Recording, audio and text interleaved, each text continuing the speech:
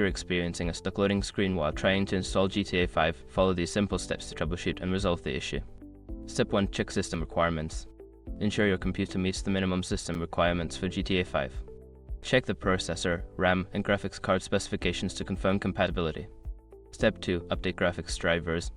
Visit the website of your graphics card manufacturer, NVIDIA, AMD, or Intel, and download the latest drivers.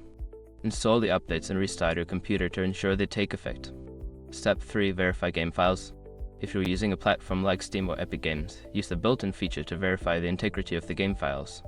This will check for any corrupted files and replace them automatically. Step 4. Disable background applications.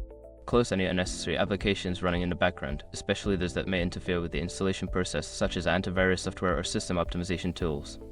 Step 5. Reinstall the game. If the previous steps do not resolve the issue, consider uninstalling GTA 5 completely and then reinstalling it. Make sure to back up any saved data before doing this. By following these steps, you should be able to resolve the stuck loading screen issue and successfully install GTA 5.